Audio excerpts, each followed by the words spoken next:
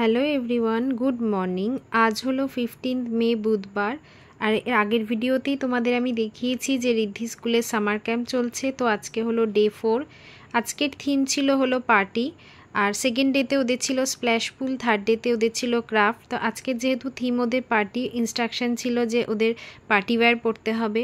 তো রিদ্ধিকে আমি ড্রেসটা পরিয়ে দিয়েছি। কেমন লাগছিল অবশ্যই তোমরা কমেন্ট করে জানিও। প্রত্যেকটা বাচ্চাই এখানে পার্টি ওয়্যার পরেছে আর প্রত্যেককেই দেখতে ভীষণ সুন্দর লাগছিল। রিদ্ধির এই টুপিটা ওর খুব পছন্দের। সারা বাসে কিন্তু টুপিটা একবারের জন্য আমাকে খুলতে দেয়নি। যতবারই আমি বলেছি গরমের জন্য খুলে দিচ্ছিলাম, ততবারই কিন্তু ও পরতে চাইছিল। আর ড্রেসের সাথে এই জুতোটা ও নিজেই চুজ করেছে যে এই জুতোটাই আমি এই ড্রেসের সাথে পরে যাব। প্রত্যেকটা বাচ্চাকেই ভীষণ কিউট লাগছিল, বিশেষ করে মেয়েদের যে ড্রেসগুলো হয় বারবি ড্রেস, তারপর ডান্সিং ফ্রক, এই টাইপের ড্রেসগুলো দেখতে কিন্তু ভীষণ কিউট লাগে। তো আমরা বাইরে যতক্ষণ দাঁড়িয়েছিলাম ততক্ষণই বাইরে থেকে ভীষণ ওই মিউজিকের আওয়াজ পাচ্ছিলাম, মানে মনেই হচ্ছিল বাচ্চারা ভিতরে ভীষণ এনজয় করছিল। তো সেটা প্রমাণিত হয়ে গেল আমার ছেলে যখন বেরোলো।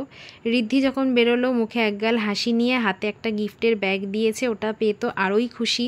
তো ব্যাগটা কিন্তু বেশ ভারী ছিল, যার জন্য আমি আর বাসে করে আজকে ফিরতে পারিনি, ফিরলাম আজকে অটো করে।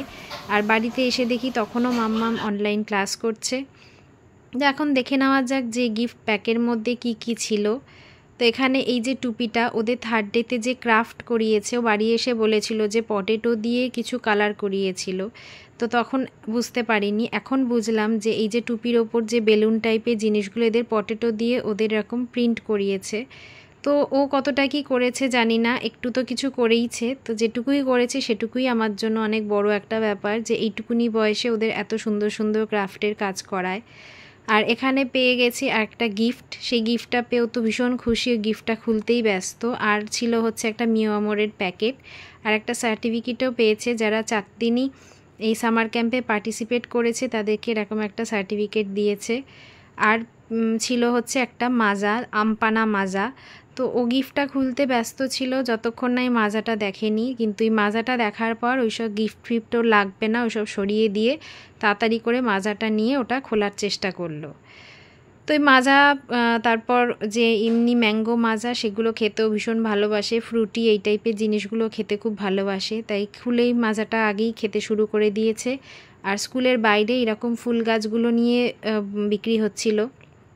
এই গাছগুলো কিভাবে যত্ন করতে হয় আমি জানি না, কিন্তু ফুলের কালারগুলো এত সুন্দর ছিল যে আমি আর না কিনে থাকতে পারলাম না। তো বাড়িতে এসে এখন এই গাছগুলো আমি বসিয়ে দেবো।